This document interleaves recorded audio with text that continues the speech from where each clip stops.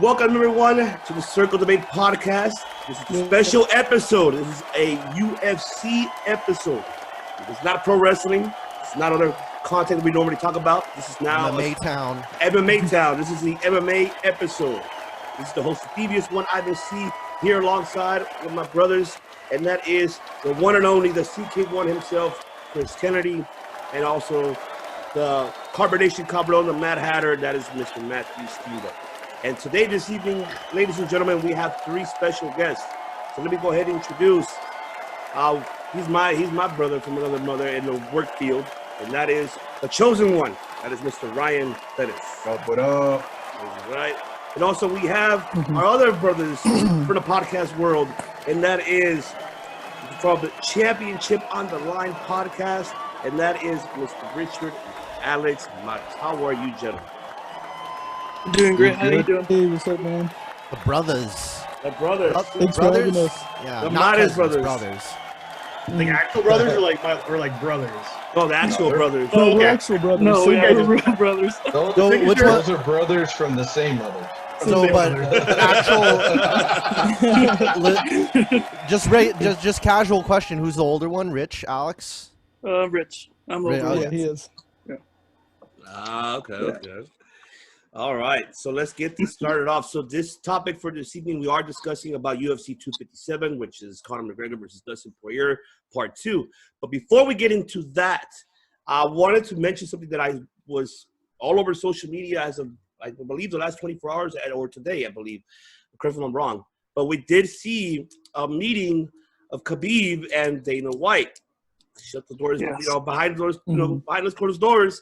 So what does this mean? Does this mean that we're going to have a comeback for the former lightweight champion that, he retired? I mean, so I'm going to go ahead and ask our guests. So I'm going to go first with the chosen one, Mr. Perez. Well, we all knew he was going to come back. Nobody believed he was really going to retire, especially how he dominated the class. I think he chose this time to put it out in the media just to get in Conor's head right before his fight. I think it'll get in his head and give him something to worry about. But yeah, he'll definitely be back. All right. So go on to Mr. Richard. Do you agree? No, I agree. I think to solidify his career, why not get, the 30th win? Go out on top, get your 30th win. But to me, it matters who you're going to fight next. I would love to see him fight McGregor. I don't see that happening at all. So, I mean, at this point for me, it's like, yeah, he's going to fight, but just who? That's the question. Mm-hmm. All right, Alex. Yeah, I mean, he's going to come back. I did not believe when he said he was going to retire because there was no way he's going to come back, but I don't see him fighting Conor McGregor. I do see him fight George St. Pierre. I feel like they're going to make that match, and I see that fight happening. Oh, CK1, do you agree with that? That would be the fight to get at least GSP back. Whether or not Khabib wants that fight has yet to be answered. But can GSP go down to 155 after coming back from a 185 division? I mean, he's a big guy to begin with. So we know that GSP takes things seriously, and he knows how to transform his body into what it needs. But 155, man, he'd have to chop off an arm or a leg. So I think it would have to be a catch weight if it does happen.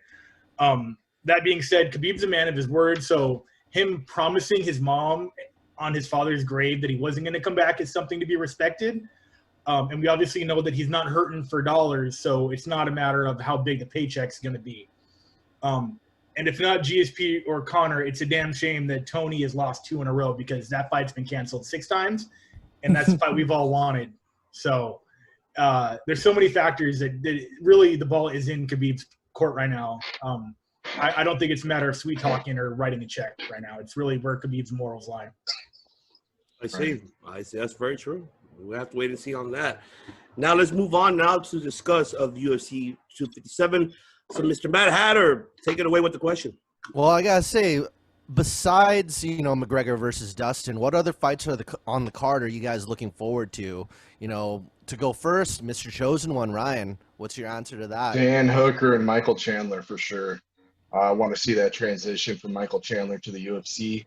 I feel like he picked a a pretty tough opponent. It's his first match in the UFC. But in my opinion, I think Mr. Hooker has some flaws.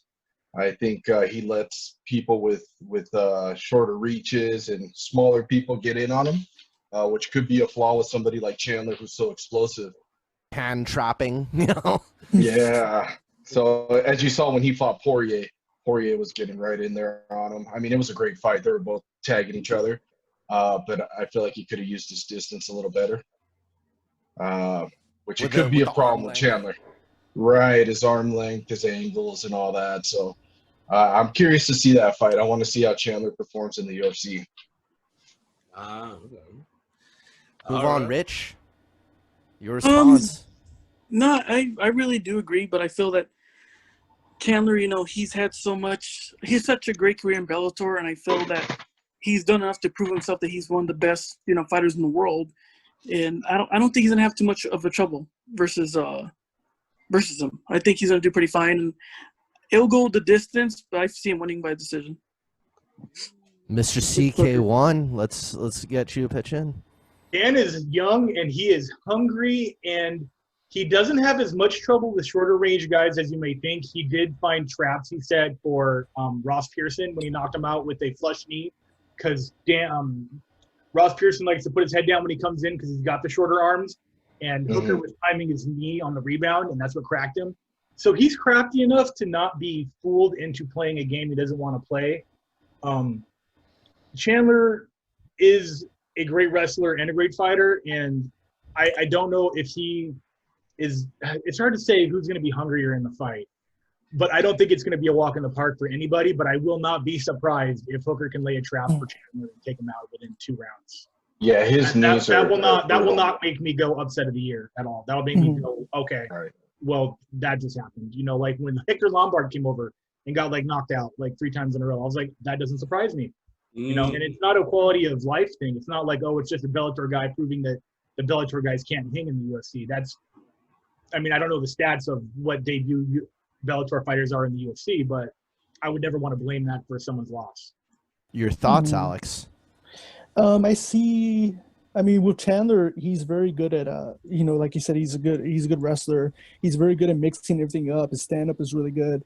And same with Hooker. I was really impressed with him with his last fight with Poirier. It was really good back and forth. But I do see Chandler mixing it up and keeping distance from him, and I see Chandler winning by a decision. But I wouldn't be surprised if Hooker catches him, because we've seen Chandler in the past. He's been rocked. He's been knocked out. So, you know, I wouldn't be surprised if Hooker catches him, but I do see Chandler winning by decision. Wow. Impressive. All right. So we got that out of the way. So now let's look at the card apps. We do have in the women's strawweight, we do have Miriam Rodriguez versus Amanda Rivas. So that's going to be a slot. I think it's going to be a slobber knocker in that one. So I'll go with you, CK1. Who do you see winning that one? I love this fight because we need more women in the strawweight. We need more title contenders in the strawweight division right now. Obviously, it's getting tooled up by the champ. I love Rivas. She is star power in the making. If you watch her before and after the fight, she's excited to be there. She's happy. She's smiling. She's dancing. She's singing. But what happens inside of that cage is pure destruction. She took Paige Van Zandt out in her last fight in 2 minutes, I believe. And she's won every fight in the UFC so far, where Marina is running a 50-50 record. She's won 2. She lost 1 in her last fight, split decision against Carla Esparza, which is no shame in that game. Carla's a beast. And then a no contest before that. I see this going in the direction of Rivas, and I see her getting a title shot by the end of the year. And that is the way that it should be. But I think she's absolutely a future star. She glows. She's fun to listen to. She's working on her English, which is a big deal because the American fans, they just need to understand you. Unfortunately, they need that communication, not just your work in the cage. She understands what it takes to be popular, aside from just winning, which is what she's doing. Okay. All right. Alex, do you agree with that? Oh, yeah, absolutely. I mean, she's a freaking killer. I mean, she's all nice, especially when doing interviews. She's very nice. She's like one of those, like, you wouldn't suspect her to be so cute and quiet, and then she's literally a killer in the cage. Yeah. You know? I love that dynamic in a fighter. Ah, shit. All right. Richard. No, I totally agree. Like, I became an instant fan the moment she was on a mic. She's so bubbly and sweet, but like they were saying, she's a killer. Her instinct comes out there, and she's a total different person. You know, if you look at the list of names, she's 4-0 in the UFC. Beating one of those girls that stood out was Mackenzie Dern. Mackenzie freaking Dern, man, that's a feather. Mm-hmm. Yeah, that was such an Solid. impressive fight, unanimous decision. And then she faces another girl, Randa Marcos, who's no slouch either. You know, and then she beats her, and then Paige Van Zandt, we know what happened to her. So my pick would be Rivas. But I can't sleep on Marina. She's coming off losing to Sparza. But before that, she was 12-0 and undefeated as well. So it's going to be a tough fight, but my pick would be Rivas. Oh, okay. Yeah. Chosen one. I'm going with Rivas too.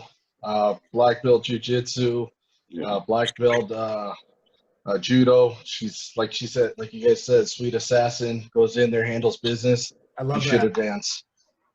That's And awesome. she goes for the finish too. That's what makes her so Yeah. dangerous, man. She always goes for Yeah. the finish. Like in the Dern fight, we were both.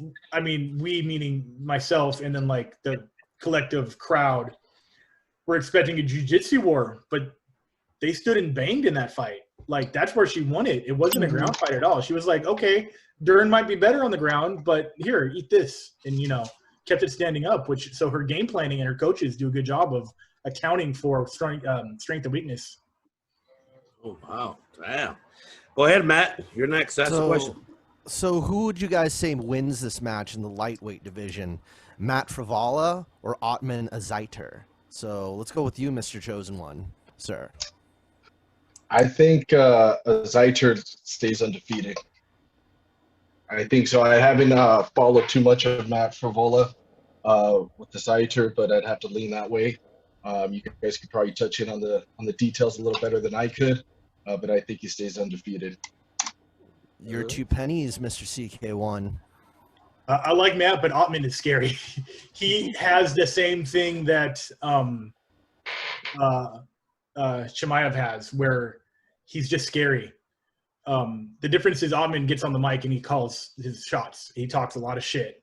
He laughs about the shit that he talks, and I'm entertained by that because he gets it done. Undefeated, I think they are all finishes except one. Yeah, no, it's a scary guy. Only 2 fights in the UFC, so he's obviously untested in the eyes of the mainstream. So I like to see where he falls after this fight, but I think he gets it done, and I think he does it pretty quickly. Based on his record, you can only roll the dice, and it's going to be a KO in the first round based on his previous 13 fights that have all ended that way except for one. Yeah, he's scary, but he's also fun. Alex, your response? Yeah, I see Ottoman winning. I mean, I think Frivola's a good test for him. Frivola's coming off of 2 wins, especially over Luis Pena. It was very, very tough. Yeah, But, the violent Bob Ross, yeah. Mm-hmm.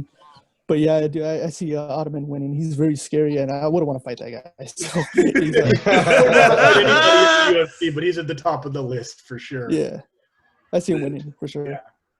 Rich? No, I agree the same thing, Ottman, with 13 wins and one of those fights with decision. And all of them, I believe, most of them are first-round wins. I mean, this record speaks for itself, so I got to go with Ottman as well. Awesome. I'm loving it. Now let's move on back to the women, to the flyweight. Jessica I versus Joanna Calderwood. So I will go with you, Mr. CK1. Talk to me. What do you got? Oh, man. Joanne is a heartbreaker. I love her so much. She trains, shout out to John Wood at Syndicate MMA with my friend Serena, who I'm trying to get on the show for an interview. She had a title shot lined up. It was hers. She could have taken it. She could have waited. She decided to take the fight with Jennifer Maia and got tapped in the first round, lost her title shot. That was heartbreaking for me and everyone in that camp. I hope this is a redemption arc for her. Jessica I is coming off of a title loss last year. Yeah, earlier June. Goddamn, that was so bad. PTSD off of that body shot head kick combo, man. That thing just plays in my head. Both are coming off of losses. Both had title shot opportunities in the past year. This will settle some of the dust in the division. Hopefully Joanne gets her shot against Valentina Shevchenko, and if not, if I wins, then she might get that rematch. further down the road, I don't think that fight's going to go any different for Jessica I, unfortunately. But that's the glory of MMA, man. You never know what's going to happen. That's absolutely true. I agree with you 100%. All right. Chosen one. Talk to me. I'm going to go with Joanne Calderwood, too. I think Jessica is kind of seeming like she's hitting the decline in her career. She could be teeter-tottering at this point. I think Calderwood, she's by far hungrier right now. I think I got her winning, and she might even finish a fight early. Oh, shit. Okay. All right. Do you agree, Richard? I'm gonna go with Jessica I. You know, she is coming up a loss, but yeah, she is That's a gamble. Yeah, that's a good one though. That's where the money's made in the underdog. I gotta give it to her. I always go for the underdogs. She's coming up a loss versus Cynthia Cavallo. No shame on that. Cynthia, still is very close to title contention, but before that she won, then she lost before that versus Shevchenko, another loss that you shouldn't be ashamed of, and then before that she was in a winning streak of 3 fights. Well, Joanne Calderwood, I'm a fan of her too, but it's just I don't know.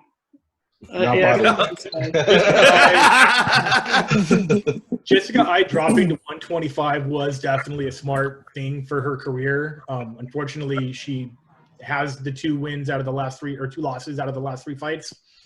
I like Jessica I enough to want her to do well, but it's up to her to do it. And I would root against her against anyone but Joanne and Valentina in that division, and it's just is what it is. Some fighters I'll root for no matter who. Some fighters, it depends on who they're fighting. Oh, okay. All right. Alex. Yeah, I like this fight. I mean, they're especially they're 2 really exciting fighters. I mean, but it's going to go down to who wants it more, who has more heart. I think it's going to go down to that. Both of them have experienced a very high, low in their career. Wins and losses back and forth. But I so see close. You're always this far away from a title shot. Yeah, I know. Yeah. But yeah, I see Calderwood winning this fight. Oh, okay. This is going to be good. I can't wait. All right. Mr. Steamboat asked for the question. So who do you think is going to take the main event? So McGregor, Dustin, and how is it going to be? Do you think it's going to come to decision, knockout, TKO? What are you thinking? Let's go with you, Rich. What do you think it's going to be? I see it the same way happening the first fight. Oh, shit. All right. I really do. I know I love Dustin. I mean, he has so much of a heart, but I feel like there's a certain point. I don't want to say he gives up. Like, did lose to Khabib, and one thing I really noticed that Khabib fight treated. And I remember, I believe the second round when he went back to his corner, he was saying, "I can't get this guy effing off of me. I can't." He was so frustrated. Yeah. And I saw not mental weakness, but I just see him frustrated. You can't be frustrated versus someone like Khabib, who's a ground guy, and then you can't be frustrated versus a striker that's as elite as McGregor. And I want to see how he reacts. He already has that. Conor is the king of shit talking. He's the king of getting in people's heads, and he's not doing that right now. But when it comes to it closer, it's gonna. Yeah, we got 8 days. Yeah, we got 8 days. Let's see what happens with the cameras turn on. Yeah, Chris. Let's get you in on feel this. Oh yeah, all after of Rich. that affects him, So Yeah. I see him winning the same way. Maybe it'll be in the second, 3rd round, but I see it by knockout. Knockout. Okay. Yeah. Well, Chris, what do you think it's going to come to? It's going to come down to the cycle. The fight starts before the fight starts. We saw that in the first fight about 6 years ago. Conor was talking mad shit, and Dustin, who generally doesn't, was trying to talk as much shit back. They were in the hallway having to be held back. Conor was following him to the elevators, egging him on. He won that fight before it even started, and it took him exactly 61 seconds to do it. I don't know if the second time around Dustin is going to fall into that mental trap again, knowing, back then people didn't really know what Conor was capable of, either inside the ring or outside. We do now.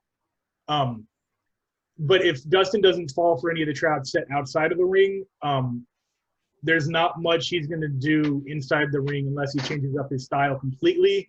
He's a very strike-heavy, submissions-last fighter. We saw that, with almost all of his fights that ended whether it's by TKO or submission. Michael Johnson got him in the first round. Conor got him in the first round, but he stood and banged with Korean Zombie for like 4.5 rounds, and he lost by Darce choke.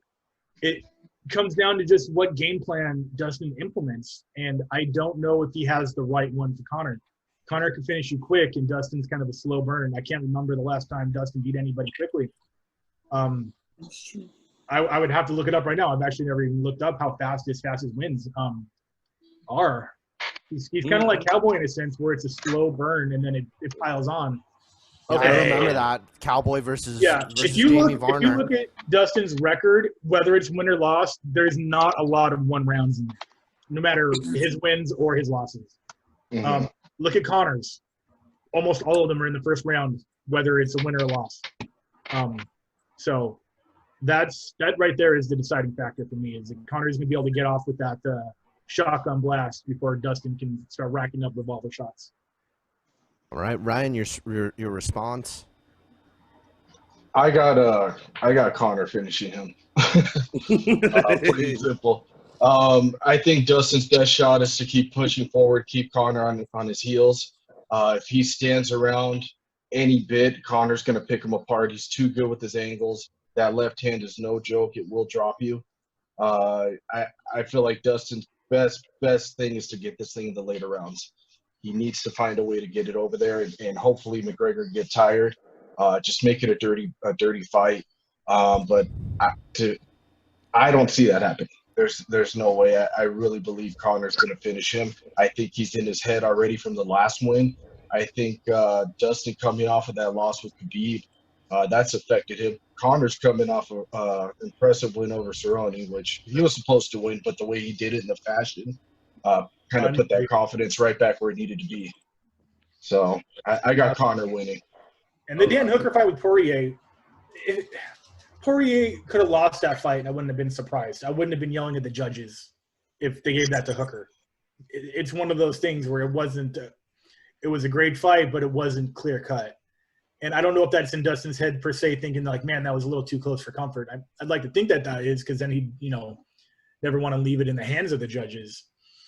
But again, that comes back down to Dustin is not a quick finisher. He's a slow burn.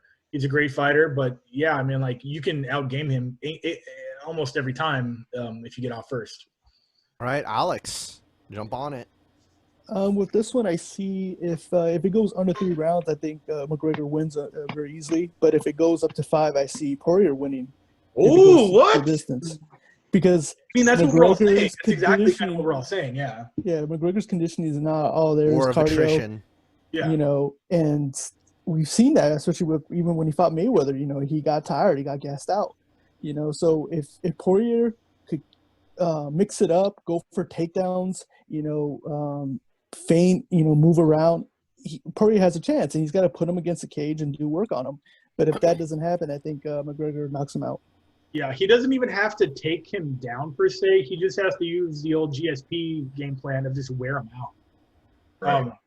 Taking down Conor, there's no threat of him submitting you. At least I'm sure he could. I know he can submit me, but someone like a Mike Brown specialist like Poirier probably isn't too worried about a guillotine or something like that from Conor. I would love to see that. That would be great.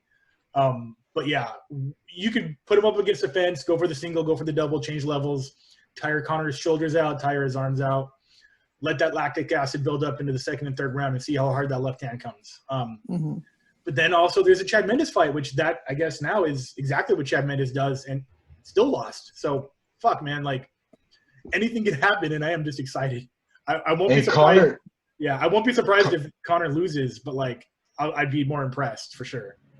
What do you think about Conor? How big he looks now? He looks yoked.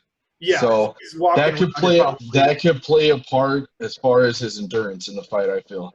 He always looks like Skeletor weigh-ins. Yeah. The more oxygen you need. So it's in Poirier's best interest to take him deep into deep waters. You can't get knocked down the first second. Speed too. They weigh around. They walk around the same weight and cut about as much. But Conor looks so bad at weigh-ins, like. Yeah. So yeah, that is a big deal. What can he replenish? How far is he actually going to have to drop? And I don't think Dustin's ever missed weight. I mean, Conor hasn't either, but he's never looked scary bad on the scale. So Yeah, Right. that's a big deal. All right. Okay. Wow. Love it. This is gonna. I'm excited for this. We're all excited. So I mean, don't not forget, ladies and gentlemen. But another question I have wanted to ask. So I'm looking at the rankings of the lightweight.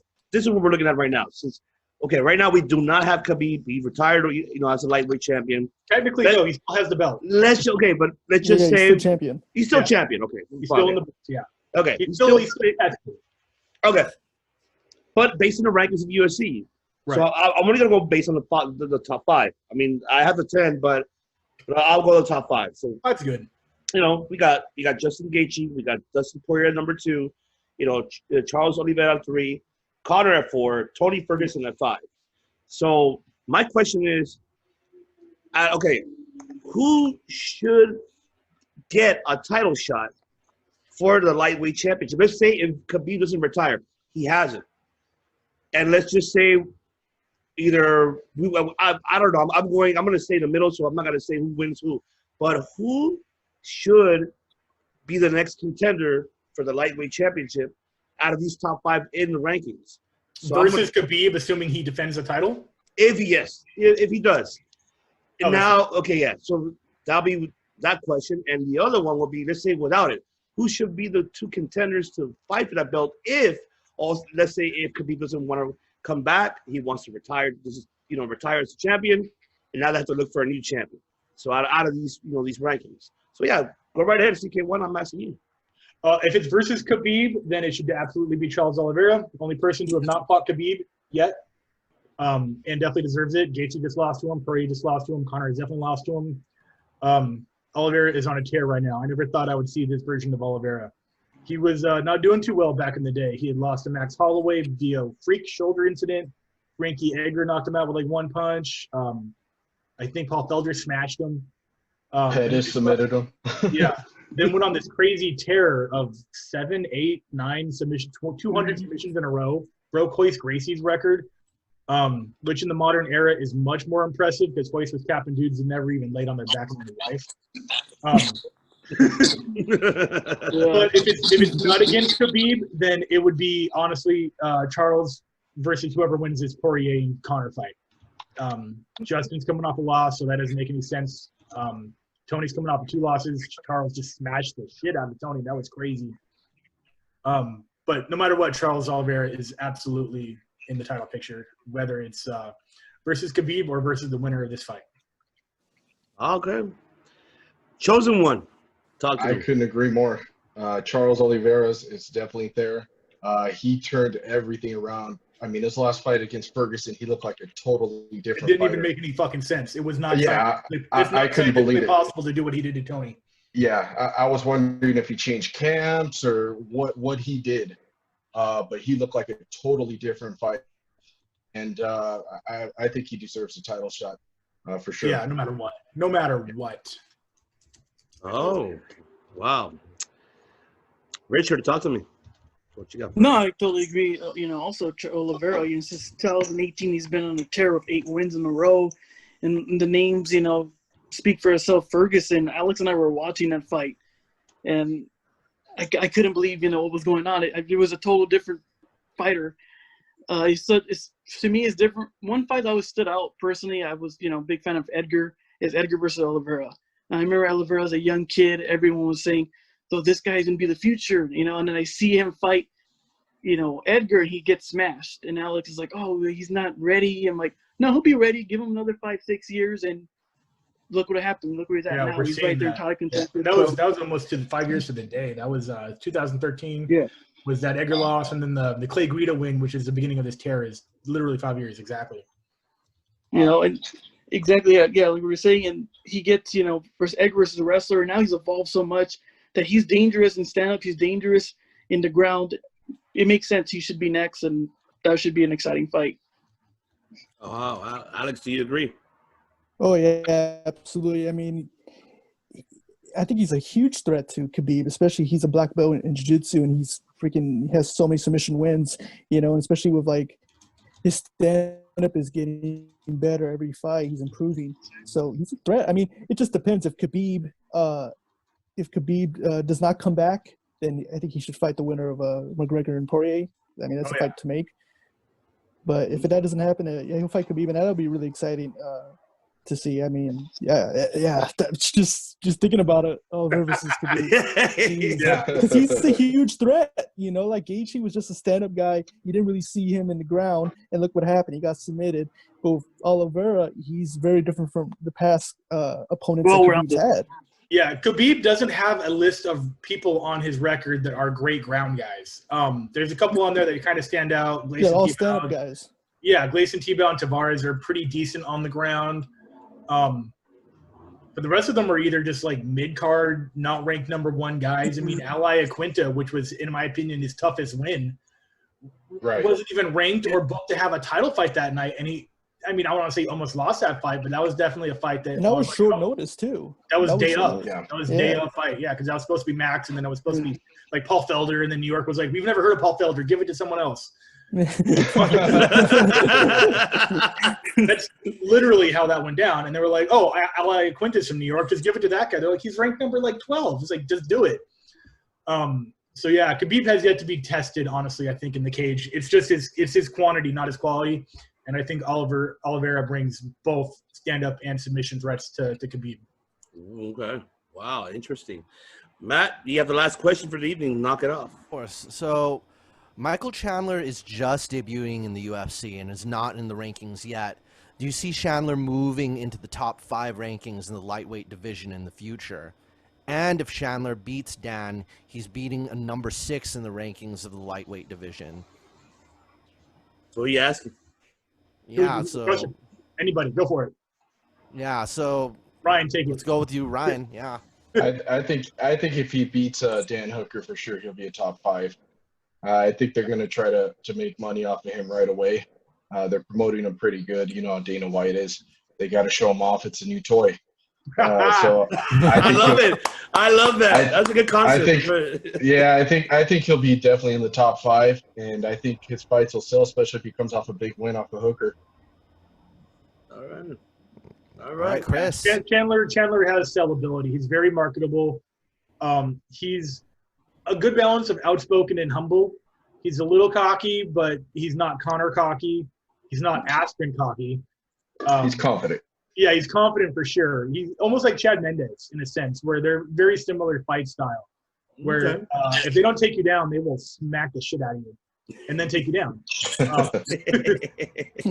And so, yeah, I think it's a little unfortunate that the negotiations took this long. I mean, Chandler is a staple of Bellator. I mean, since almost the tournament days back when they used to have like Bellator seasons. Mm-hmm. I think he won a few of those. I just don't want it to be like Askren, where like his shelf life is already expired, and now we're just seeing a lesser version of a great fighter. I would love to see Chandler come in and tear it up in the division and have a long career in UFC. I just don't think it's gonna last that long. And by not that long, I mean like it's not gonna last 5 to 10 like his Bellator life. Right. Yeah. I just a lot of these questions are gonna be answered on that night. We're gonna see if the Bellator shock and value retains, or he becomes the next best Ben Askren. Oh shit! Okay, that's what makes that fight. That's what makes that fight so interesting. I know. Yeah. Everybody wants to see that. Very interesting opponent, so I'm very into it. All right, Rich, your response. No, I agree. You should be right away top 5 winning. I feel like he does carry that stigma, and I think it's ridiculous. Oh, he's a Bellator fighter. And right away, if you're a Bellator fighter, I feel they feed you to the wolves right away. You're fighting a beast. Look what happened to Lombard. Mm-hmm. Look what happened to Will Brooks. Yeah. Will Brooks was another guy. I thought he lasted like 3 fights. Will Brooks was like one of the best in the world in Bellator. And I think Olivera beat him, right? I could be wrong about that? Yeah, Olivera beat him. Yeah. 1 in 3. 1 in 3. He beat Ross Pearson. Then he lost to Olivera. He lost to Alex Olivera, then Nick Lentz. Yeah, the cardio shit. Yeah, it was just – I don't want it to be one of those things where it's like we told you so with Bellator not being that great, because the only thing I don't like about Bellator is just the production, but the fighters themselves are fantastic. I mean, generally speaking, but you could say that about any promotion. True. Yeah. Alex, your response? This fight's going to be really interesting to see because there's going to be a lot of pressure on Chandler. A lot of pressure on Way more pressure on him than especially on Hooker.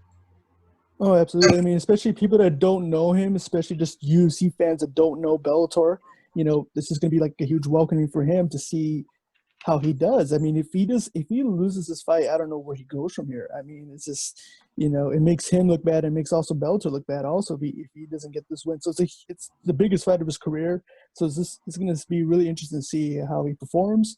But I mean, it's a tough fight. Hooker's a tough fight.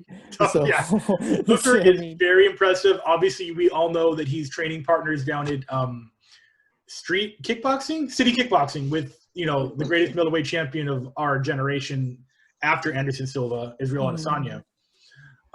So those guys are just iron sharpens iron, man. Like, there's no reason Dan Hooker doesn't, like you said, with Olivera within 5 years, become a dominant champion. I think he's still got that the boy skill and boy strength that can evolve into the man strength.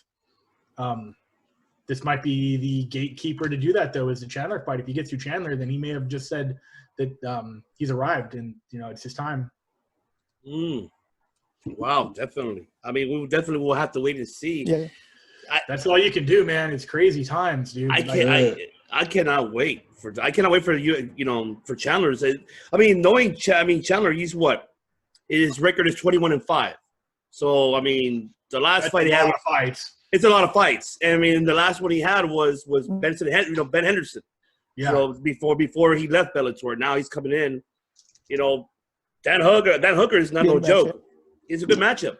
It's just how you guys said, you're absolutely right. He has to really prove it's going to be a tough fight for him for a debut, especially on one of the biggest cards that night. Yeah, the biggest card of the year is like the third card of the year. So yeah. and Dan Hooker could take some punches. I mean, he could take a beating. He'll sit there and swing them with you. Yeah, so, I think there's a lot of pressure with Chandler, but at the same time, like they say, pressure makes diamonds. So he's either going to fold or he's going to advance. And I think if he does get a win here, it's only up for him. If he gets a loss, it's going to be a rough road in that division for sure. Oh man, yeah. If you look at the stats of Dan Hooker in the Edson Barboza fight, Edson hit him with every shot that guy had in his ninja-like arsenal. Headshots, leg kicks, body shots is what ultimately finished him. I mean, he had to throw hundreds of just devastating targeted shots to take Hooker out. And I don't think Chandler has the diverse skill set that Edson does, but I think he may have the power to do it. He could probably do it in less shots if it gets done at all, for sure. But yeah, Hooker is hard. He's hard to kill. That's for sure. Right. And he's improved so much. I mean, especially with his last fight, Poirier. It was a good lesson for him, especially, he lost that fight. So he improved. He's working on things, especially with this whole Chandler fight. So he's the right guy to spoil the party for Chandler. Very dangerous. I do like party poopers. I love it's just fun. Like, I love being an iconoclast. Like, I love when an example would be when Jeremy Stevens knocked out Honey Jason in Brazil in 40 seconds and the crowd went dead silent. Yeah. I love that. I don't care who the fighter is or what country they're in. I'm entertained by that. And so if Hooker spoils that party, I'll be very excited. Especially like when Overeem, when he fought Bigfoot. That's one of my favorite knockouts of all time, bro. Yeah. There's a still shot of Herb Dean because they're up against the fence during the finish, and Herb Dean goes like this. There was so much during that finishing promo. I love that picture. It's such a good picture. Wow, incredible. Oh man, I cannot wait. But yes, so I want to go ahead and thank everyone for joining in this evening for this MMA special episode. So we're hoping that we have everybody back after the results. If you guys, you guys let me know. Absolutely. Definitely, absolutely. We would love to continue doing this, and I mean, this is awesome. I mean, and Matt's, right now Matt is good questions, Matt. I love it. You're doing great. This also makes me wish like Unified Weapons Masters continued too. That would have been like. I want Chris Casamassa and the WMAC Masters to come back. None None of you were '90s kids. It was a TV show that was basically Mortal Kombat. I've seen it before. I know what you're talking But about. realistic, and so they would have like Mortal Kombat characters actually fighting in the ring, but there was like a storyline, kind of like Lucha Underground did. Yeah. It was fantastic. Mhm. Anyways, Okay, yeah, I had to Google that. Google it. I was one when it When came out. you told me about Chris, when you told me about that bare knuckles league, I caught some of it, but now like you just reminded me, I need to go deep Dude, into go that. watch Bare Knuckle Fighting Championships, dude. Amanda In Rivas addition to- beat Paige Van Zandt, retired her, and put her into bare knuckle fighting, which I think she's going to do so much worse at. Like, no offense, goodbye Instagram career. And Just saying. Jeez. I mean, in addition to that, I've got a lot of Lyoto Machida to catch up on. So much because I thought he retired. I didn't know he was still. No, he's like, over. I think he fought. Yeah, last he's in year. Bellator, like you said. Yeah. So, like, I can't believe he's like active and in Bellator. I thought he's Yeah. like. Go look up Lyoto Machida versus Rich Franklin. I think it was in Ini Bumbaya. I think that might have been it. If that was a promotion, Rich Franklin. Oh my God, I nailed it! Holy shit! I'm gonna watch his Bellator fights. Yeah, it was in the So. it was in the Antonio Inoki Bumbaya 2003. One of the craziest finishes you'll ever see. Back before Oh yeah, anybody because knew it's who like a he shoot. was. It's like half like MMA, half wrestling. Well, they would put the card on like that. There would be shoot wrestling, and then there would be MMA wrestling like Mhm. later. Which It's really insane. it's like it's Japanese at its finest. Absolutely. yeah. And they still do that now, especially with Ryzen. They still do like wrestling Like, matches. exhibition, Yeah. yeah. Only in Dude, Japan.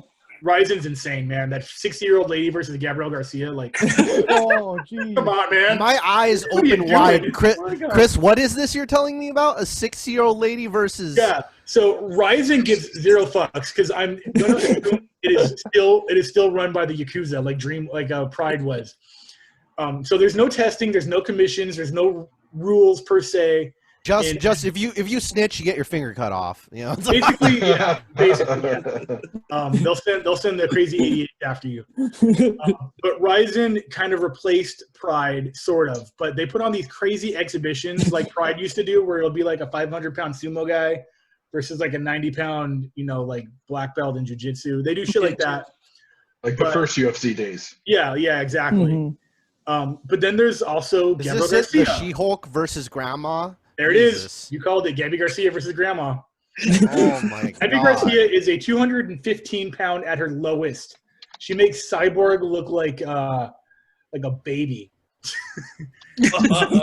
And she's like a 4th-degree black belt, and she's fighting like this retired judoka who has no business being near a ring, let alone in it. Who won And that then, one? and then she freaking pulls out a blackjack and blonks her over the head Yeah, with it. like Kenny Omega versus a 9-year-old girl would have been a more realistic fight. Oh my god. So I'm surprised nobody's just pulled a blackjack out and just go blonk. Like That might have been the next season. No, I might watch more of this Rising. If you like, just the fact that it's so Japanese random. circus shows, definitely watch Rising. Oh my god! Somebody's gonna. Yeah, I'm I'm have to hoping tune into that. somebody pulls a blackjack out and just goes blonk. Yeah. And then their head gets caved in. I think the Floyd Mayweather exhibition versus the kickboxer was in Rising, was it not? Yeah, Yes, it was. New Year's. Yes. Yeah, New Year's. Where they're like, oh, he's gonna fight a kickboxer in a kickboxing ring, and they're like, oh wait, but we're gonna change the rules: no kicking and no boxing. Like, okay, so he's not gonna fight a kickboxer. He's gonna fight a guy who trains kickboxing in boxing match. Yeah, it's garbage entertainment at its finest, man. Like, And he wants to come back too. He wants to go back to Japan. So man, whatever. Until he gets into a cage with MMA rules, I won't be impressed.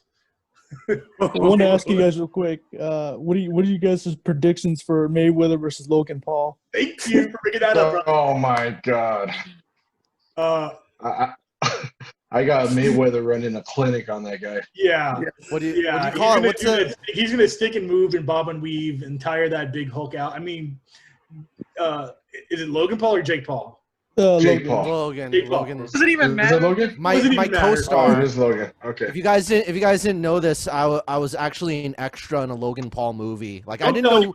You know we're airing this, right? People can see this. No, Yep. yeah, no, Yeah, it's don't- long. Nobody cares about that movie. Okay. Which movie was it? It's a YouTube Red movie that nobody watched. Was it with his wife? Nope. Tay, Well, whatever. maybe. I don't know who yeah. the hell that girl is. So, Okay. but I saw them. He would come to set on a freaking hoverboard in the morning with Oh. sunglasses on, drinking a coffee. He'd come on set in the hoverboard. He wouldn't Okay, say hi to any of. He wouldn't say hi to any of the production assistants or the assistant directors. He's just like looking off into space on his hoverboard, thinking he's Probably better than everybody. Yeah, fuck Logan. So. I don't know him personally. I know that he's a like a humble talented guy. athlete. I know he's got a good athletic background. I know he's a successful high school He wrestler. ruins like $17 burgers with a katana. Fuck that guy. That's fuck you money right there. Like I watched one of his YouTube videos and he just pulls like a katana out of nowhere and just ruins these like, oh yeah, my friend runs a gourmet burger place and I'm just gonna flex my money at you. It turns into the samurai chef from Saturday Night Live. That's Yeah, like before Jesus, your time. why? Matt, do you want to schedule a fight on Rise? I'll bring my blackjacks. Hey, you heard it right. Katanas. With katanas. Oh my god. I mean, yeah, Mayweather. The Karen stick is waiting. Oh, you got the Karen stick, In, bro. in our podcast, we actually asked like a lot of because we had a lot of fighters, boxers, and we asked like their opinion on the fight, and they're like, "Really? Do we have to answer this? Do we have to really talk about this?" Whenever you guys ask them about Logan Paul. Yeah, and then it's one of those things where like, well, there's going to be a reason more people are going to watch this fight than any other fight in the world this year. Yeah, man, we're all going to watch it somehow. I think or highlights or something like. Mayweather, the thing is like everyone's waiting for him to lose, and this is just another excuse to wait and see. But unless Logan lands one big shot, it's going to be pop shots all day long, man. Like Logan's twice as big, twice as long, with not a percentage of the skill, so it's going to come down to that. I think this is like the Yeah. first time in Floyd's career that people actually want him to win. I mean, I want him to lose just to see it happen. It's But- Floyd Easy Money Mayweather now. He takes yeah, the easy fights for I wouldn't say- the I biggest would- paycheck. I have zero boxing training. I will fight Mayweather in 15 minutes for that cash. No, Oh, for sure. Next thing you know, I think the next fight after Logan Paul is going to be the Cash Me Outside girl. That's going to Versus Logan Paul. be no versus Mayweather. That's gonna be. yeah. He's just gonna keep, and then it'll be like Chris Crocker next, and freaking it'll be Chocolate Rain Tay Sunday. It's going to be just like the worst of best of YouTube stars. Yeah, pretty much all those fuckers. Yeah. They're just gonna, it'll be freaking Shane Dawson and Jeffree Star. I'll pay for the Dobrik match. Yeah, I'd like to see Mayweather versus Dobrik. That'd be fun. Mayweather versus Jeffree Star. Mayweather versus Shane Dawson. Mayweather versus, all of the try guys at the same time. yeah, all the try guys. Pretty much, Mayweather versus BuzzFeed Bare Knuckles. Yeah. Talk about BuzzFeed. You guys will be buzzing in your skulls. Like, Huge. And the only reason why Mayweather took that fight because one, obviously for the money, The and, mad shit and he's talking. I mean he just saw that the Tyson and Roy Jones, the revenue what they made. I mean even what 80 million, like that's a lot of money between like what pretty much what Tyson made just that fight. Oh, and then an Logan endorsement about his wife. and it's endorsements and everything. All that ups the total was like $80 million that he made. And you got revenue. Wiz Khalifa smoking weed there. That's right. Yeah, I forgot about that. Did you guys like the That guy of could not that rap fight? a longer segment, dude. That guy was rapping for 15 minutes, dude. I was like, come on. How'd you guys like That was Snoop Dogg being interesting. a commentator though? Oh, that was great. That was hilarious. I miss Snoop Dogg doing Contender Series when he's getting faded with Saber. That was nuts. Yeah, Snoop Dogg used to smoke weed and drink alcohol during UFC events. It was one season of the first season of Dana White Contender Series, and I know why they pulled it, and I'm glad they did. But it was fun for sure. sit near Snoop Dogg so you could also get away with smoking the hash near him. Right? Yeah. Oh, all right, man. Well, yeah. Thank you once again, ladies and gentlemen, for tuning in for this special MMA episode Circle Debate podcast. Besides being Circle Debate, it's also Championship on the Line podcast. Yes, this is a collaboration. So let's get both podcasts in one. I want to go ahead and thank actually, Rich and Alex for joining us this evening, and also the chosen one, Ryan. Appreciate you guys for joining us. Like I said, once again, hopefully you guys will come back. We can discuss about the results after this fight. I want to talk about it. I want to hear you guys' thoughts about, the aftermath and what's going to happen now. Are we going to see that or not? With the Khabib, it's a big question mark. We don't even know what's going to happen now moving forward. After this fight, I'm coming up, then we'll find out, right? Agreed or not? I think that's definitely. Do it. Definitely. And Now, also, like tomorrow, Holloway versus Cater's fighting, so that's gonna be an exciting fight also. yeah, And that's it's on another one, too. ABC too, which is the first time, so it's At pretty big. 9 a.m. Pacific Standard Time. I don't know where most of you are from. I think we're all West Coast except for the Yeah, brother. West Coast. Yeah, Oh, okay, cool. Where are you guys at? we're in Rancho Cucamonga. Oh, Young you guys Bucks. around my neighborhood. Oh, You guys are. I'm in Pomona. So what's up, Oh, guys? Doctor at a cockfight in Pomona. Anyways, yeah. Okay, cool. So yeah, 9 a.m. Pacific Standard Time. If you're probably not going to see this before tomorrow's fight, because this airs the Tuesday after the Max Holloway fight. Yes, it's an after. Scratch. I used to smoke a lot of weed. I wasn't thinking straight. You Right? smoke dog weed? Oh yeah. But yes, before we actually go, Rich and Alex, can you let the viewers and audience know where they can find your podcast and your social media platforms? So you let the viewers and audience know. Yeah. so yeah. Oh, Go ahead, Alex. No, you go, brother. So Championship Online, you can listen to us on Apple Podcasts and Spreaker. And you can follow us on Instagram with Championship Online, where you get all the updates on with our guests, with Lucha Talk, where we talk about wrestling. We have our wrestling guests, where we have a boxer and MMA fighter. So to get all the updates, just follow us on Instagram on Championship on the Line. And we also have a YouTube page that we just added also, so that's new, and you could subscribe to your YouTube page on Championship on the Line. Championship Hey, man, we have a TikTok. on. You guys have a TikTok? Oh yeah, man. That's Gotta not get me. the Oh That's yeah, not wait, that was the one with the luchador. What were you guys posting, right? Yeah. Yeah. Oh, my. I'm Alright, on let's- TikTok No, too. but we have to. Oh, there you go. I There you don't go. run it, he does. Oh, okay, he runs it. Okay, all right, but Just the definitely. camera guy. Oh, you're just a camera guy. Yeah. Well, there you go, ladies and gentlemen. I will post that in the description down below on this video, so make sure you subscribe Thank to you. their channel. And obviously, we're gonna see them back. I'm hoping to see them back, and also our Oh, absolutely. chosen. Definitely, I cannot wait. And also, we have the chosen one, Ryan Pettis. Where can they follow you on your social media platforms? At Strict09 on Twitter. That's all I got is Twitter. It's at STRIKT09. And I'll be on here hopefully soon. You'll be back, man. You'll be back. You never know. You might be part of this. You're gonna be part of this. The family, bro. You are part of the family now, but we might need a. We gotta be. I just have a different mother, right? different mother, but you're gonna be part of the family. So that's definitely, Cool. definitely.